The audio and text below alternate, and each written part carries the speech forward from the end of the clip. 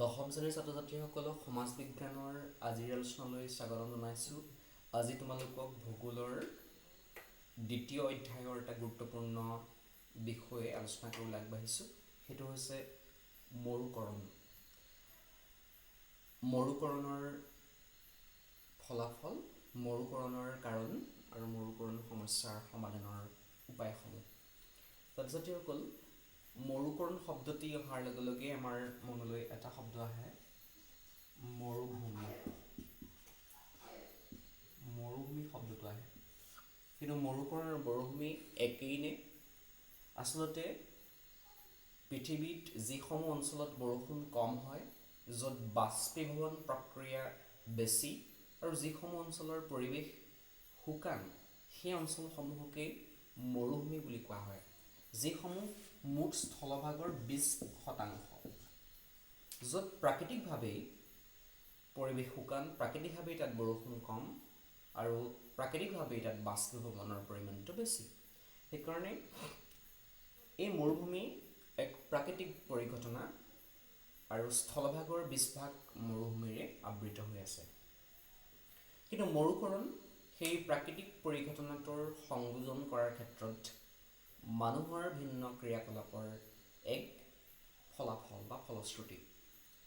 এতিয়া আমি এটা কথা গম পাইছোঁ যে মৰুকৰণৰ লগত মানুহৰ কাৰ্যকলাপ প্ৰত্যক্ষ বা পৰোক্ষভাৱে জড়িত, কিন্তু মৰুভূমি প্ৰকৃতিৰ কাৰ্যকলাপৰ লগত জড়িত, প্ৰাকৃতিক পৰিঘটনা। এতিয়া আহিছোঁ মৰুকৰণ কি? যে মৰুকৰণ হৈছে এটা প্ৰক্ৰিয়া যি উৎপাদনক্ষম ভূমিবিলাকক মৰুভূমিলৈ ৰূপান্তৰ কৰে, মৰুভূমিত পৰিণত কৰে। মৰুভূমিৰ দাঁতিকাষৰীয়া এলেকাবিলাকলৈ যেতিয়া মৰুভূমি সম্প্ৰসাৰণ ঘটি যায়, স্প্ৰেড হৈ যায়, তেতিয়া সেই প্ৰক্ৰিয়াটোকে আমি মৰুকৰণ বুলি ক'ম।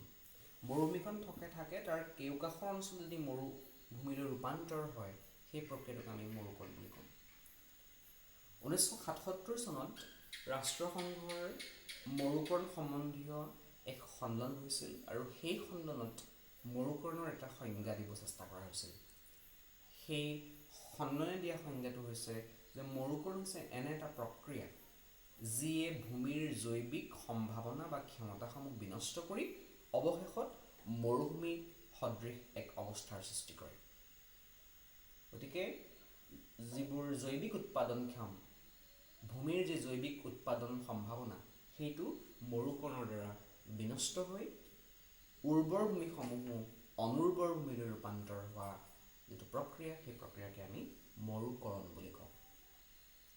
এই মৰুকৰণৰ বিভিন্ন ফলাফল আছে। মৰুকৰণৰ ফলত কি হ'ব পাৰে? যে মৰুকৰণৰ ফলত স্বাভাৱিকতে ভূমিৰ যিটো উৎপাদিকা শক্তি, স্বাভাৱিক উৎপাদিকা শক্তি হ্ৰাস পায়।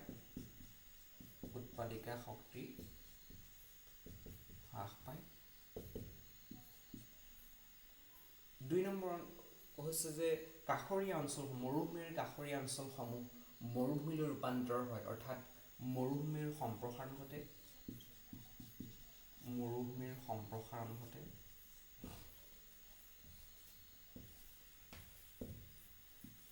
যাৰ দ্বাৰা উৰ্বৰ ভূমিও মৰুভূমিলৈ ৰূপান্তৰ হয়, আৰু মৰুকৰণ প্ৰক্ৰিয়াৰ ফলত নতুন নতুন ভূমি মৰুভূমিলৈ ৰূপান্তৰ ঘটে। গতিকে মৰুকৰণ প্ৰক্ৰিয়াৰ এই ফলাফলকেইটা আচলতে মানৱ জাতিৰ পক্ষে এক ভয়াৱহ ফলাফল। এতিয়া কথাটো হ'ল যে অতি সম্প্ৰতি প্ৰায় 35% ভূমি, 35% পৃথিৱীৰ স্থলভাগৰ 35% ভূমি মৰুকৰণ প্ৰক্ৰিয়াৰ কবলত পৰিছে। গতিকে এক ভয়াৱহ ভৱিষ্যতৰ দিশে আমি মানৱ জাতি আগবাঢ়ি গৈ আছোঁ। এতিয়া প্ৰশ্নটো হ'ল যে মৰুকৰণ প্ৰক্ৰিয়াৰ সৃষ্টিত সহায় কৰা কাৰক, মৰুকৰণত সহায় কৰা কাৰক।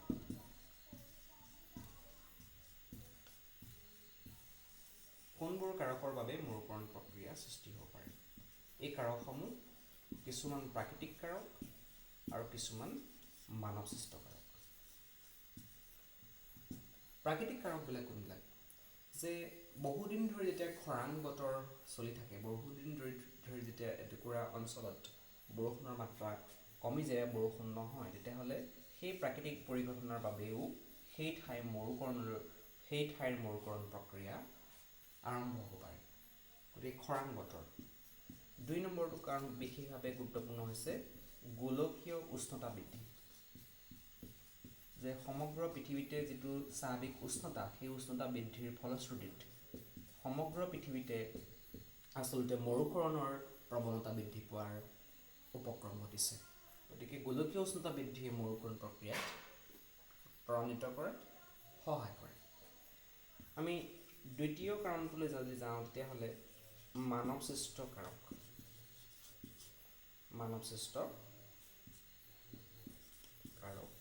Man made fact. মানৱ সৃষ্ট কাৰকবিলাকৰ ভিতৰত বিভিন্ন কাৰক আছে, যে বনাঞ্চল ধ্বংস, অত্যধিক পশুচাৰণ, আধুনিক কৃষিৰ সম্প্ৰসাৰণ। গতিকে মানৱ সৃষ্ট কাৰকবিলাকেই আচলতে মৰুকৰণ প্ৰক্ৰিয়াত অধিক সহায় কৰিছে। ছাত্ৰ ছাত্ৰীসকল, সমগ্ৰ বিশ্বই আচলতে কম বেছি পৰিমাণে মৰুকৰণৰ দ্বাৰা আক্ৰান্ত হৈছে, আৰু পৃথিৱীৰ আটাইকেইখন মহাদেশেই এই মৰুকৰণ প্ৰক্ৰিয়াৰ দ্বাৰা প্ৰভাৱিত হৈছে। বিশেষকৈ উত্তৰ আমেৰিকা, য'ত 27% ভূমি মৰুকৰণৰ দ্বাৰা প্ৰভাৱিত হৈছে।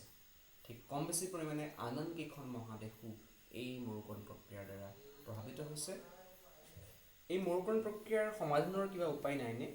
এই সম্পৰ্কে যদি আমি আলোচনা কৰোঁ, তেতিয়াহ'লে কিছু উপায়ৰ কথা আলোচনা কৰিব পৰা যায়, যে মৰুকৰণ প্ৰক্ৰিয়াৰ ইমানবিলাক ঋণাত্মক ফলাফল আছে। সমাধানৰ উপায়, মৰুকৰণৰ সমাধান সম্ভৱনে? যে মৰুকৰণৰ সমাধান সম্ভৱ হ'ব যদি আন্তঃৰাষ্ট্ৰীয় সহযোগিতা গঢ়ি উঠে। আন্তঃৰাষ্ট্ৰীয় সহযোগিতাৰে,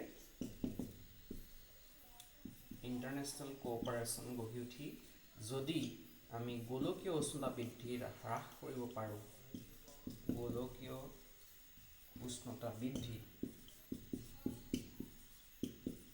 যদি আমি কমাব পাৰোঁ, তেতিয়াহ'লে মৰুকৰণ প্ৰক্ৰিয়া হ্ৰাস হোৱাৰ ক্ষেত্ৰত আমি এখোজ আগুৱাব পাৰিম। দ্বিতীয় কথাটো হৈছে পৰিকল্পিত বননীকৰণ। সুপৰিকল্পিত যদি বননীকৰণ কাৰ্যত ৰাষ্ট্ৰীয় প্ৰেক্ষাপটত, ৰাজ্যিক প্ৰেক্ষাপটত বা বিশ্বৰ প্ৰেক্ষাপটত পৰিকল্পিতভাৱে গুৰুত্ব প্ৰদান কৰা হয়, তেতিয়াহ'লে মৰুকৰণ প্ৰক্ৰিয়াৰ এক সমাধান আমি আশা কৰিব পাৰোঁ।